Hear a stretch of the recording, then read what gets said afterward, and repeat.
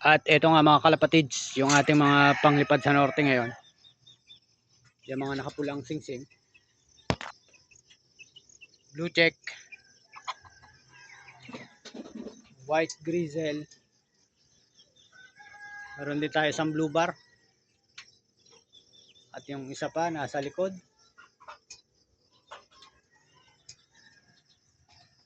Yung ating itim.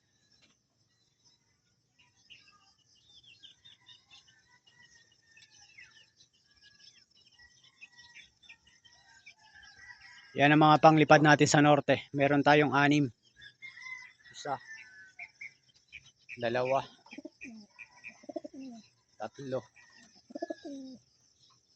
apat,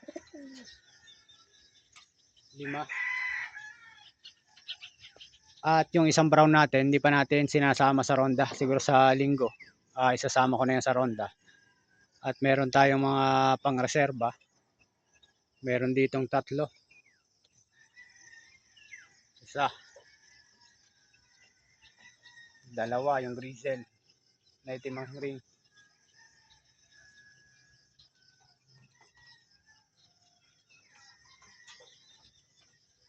At yung blue bar na nakatalikod.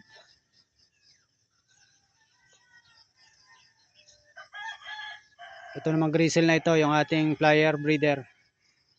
Yan, si Balo nakaronda posisyon na sila. Ito nga pala yung ginawa kong setup sa ating loop ngayon. Bale, itinaas ko nga yung viewing nila. Yan, mataas na. Pwede na akong dumaan sa ilalim. Tapos nilagyan ko na ng cover itong harapan dahil dinadaanan dito sa may cover na siya, hindi makikita yung ibon. Tapos ang trapdoor nandito na, binaba ko na siya. Nasa loob na ng viewing. Yan. Tapos gumawa rin ako ng butas dyan para dyan sila padadaanin yung mga ibon. Pwede ko rin tanggalin to pag ako umalis. Yan. Sinasabit ko lang.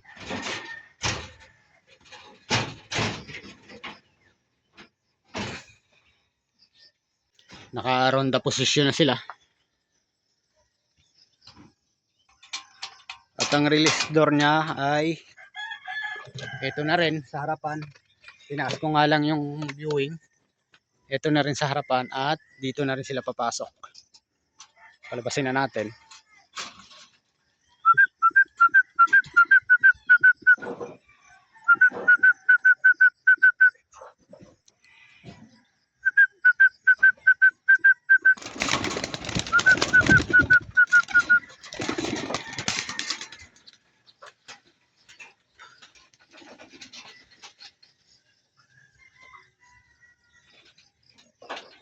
Balik kagahapon, naparonda ko na rin yan.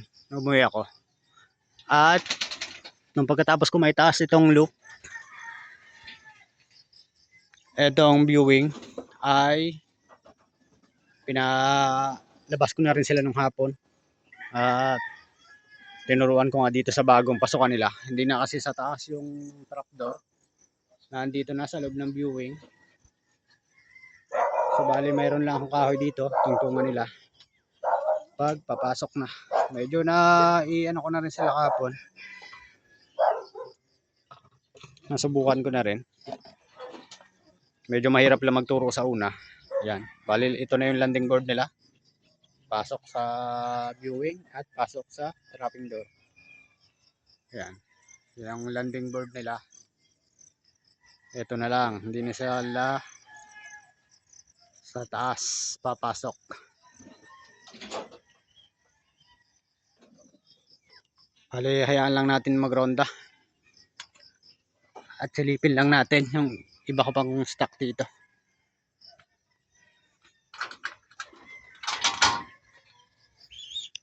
Ayan, ito nga yung isang red bar natin na pang norte. Hindi ko pa sinasama sa ronda. Pinaiidad-idad ko pa siya.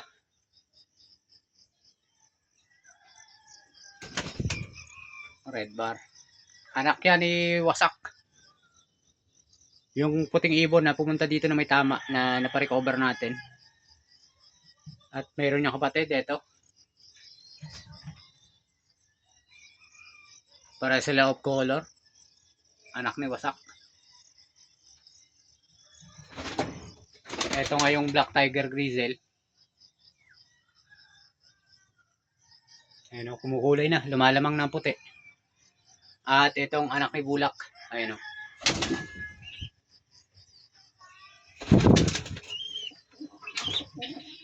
Ayan yung isa nating tippler dito. Si Paloma na makulit.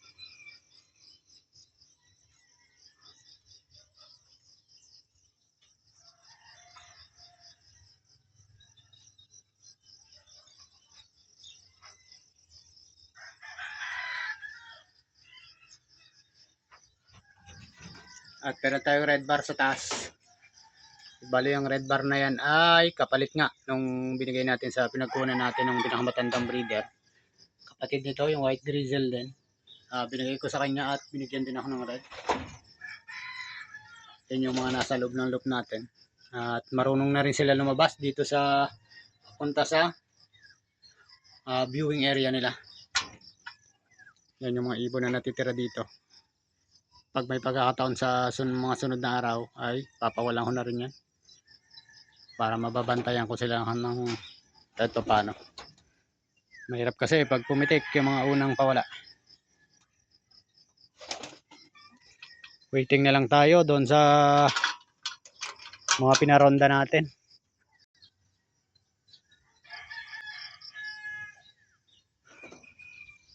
Medyo lumayo yata sila. Wala akong nakikita rito. Yan, ang bago nilang landing board. Maliit lang.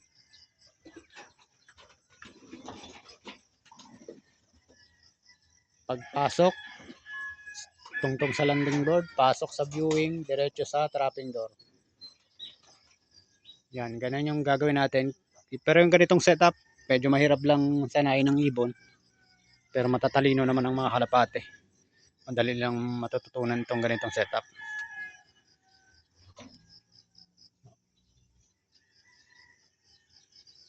Ang tatabay lang tayo pagbaba nila.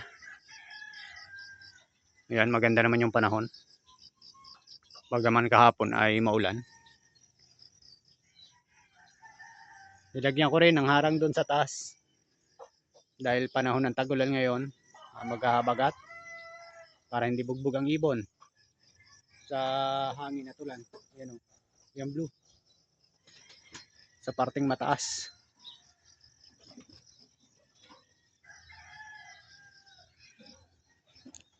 Sa baba, may harang na rin. Bali, konti na lang yung ano nila. Expose sa hangin. Yan. Sa mga sunod na araw ay lalagyan ko pa rin yan. Para yung trapdoor na lang at yung labasan papunta ng viewing ang papasukan ng hangin. Ito okay na ako dito. Yan lang muna ang update sa ating loop at sa ating mga flyers mga kalapatids.